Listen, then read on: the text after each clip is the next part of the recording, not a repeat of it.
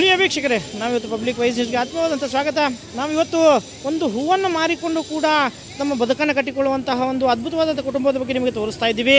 ಇಲ್ಲಿ ನೋಡ್ಬೋದು, ಆ ಮಗುವನ್ನು ಈ ಒಂದು ಹೂ ಮಾರ್ತಾನೆ ತನ್ನ ವಿದ್ಯಾಭ್ಯಾಸವನ್ನು ಕಂಪ್ಲೀಟ್ ಮಾಡುವಂತಹ ಒಂದು ಪ್ರಾಮಾಣಿಕ ಪ್ರಯತ್ನ. ಎಷ್ಟೋ ಒಂದು ವಿದ್ಯಾವಂತರಿಗೆ ಸಾಕಷ್ಟು ಸೌಲಭ್ಯಗಳಿದ್ದರೂ ಕೂಡ ತಾವು ವಿದ್ಯಾಭ್ಯಾಸದಲ್ಲಿ ಹಿಂದುಳಿದರೂ ಕೂಡ ಇಂತಹ ಒಳ್ಳೆಯ ಮಕ್ಕಳು ಕೂಡ ಒಂದು ಸಮಾಜದಲ್ಲಿ ಒಂದು ಹೂವನ್ನು ಮಾರಿ ತಮ್ಮ ಮಕ್ಕಳನ್ನು ಇಂಥ ಒಂದು ಅದ್ಭುತವಾದಂಥ ಬಜಾರ್ನಲ್ಲಿಯೂ ಕೂಡ, ಇಷ್ಟೊಂದು ಜನದಟ್ಟಣೆ ಇರತಕ್ಕಂಥ ಬಜಾರ್ದಲ್ಲಿಯೂ ಕೂಡ ತಮ್ಮ ಮಗುವನ್ನು ಅವರು ಅದ್ಭುತವಾಗಿ ಕಲಿಸ್ತಾ ಇದ್ದಾರೆ. ಈ ಒಂದು ಮಹತ್ವಕ್ಕೆ ನಾವು ಹ್ಯಾಟ್ಸಪ್ಪನ್ನು ಹೇಳಲೇಬೇಕು. ಯಾಕಂದರೆ ಇಷ್ಟೊಂದು ಒಳ್ಳೆಯ ಅದ್ಭುತ ಕಾರ್ಯವನ್ನು ಇವರು ಮಾಡ್ತಾ ಇದ್ದಾರೆ. ಈ ಮಗುವನ್ನು ನೋಡ್ಬೋದು, ಒಂದು ವಿದ್ಯಾಭ್ಯಾಸದಲ್ಲಿ ತಲ್ಲೀನರಾಗಿರ್ತದೆ.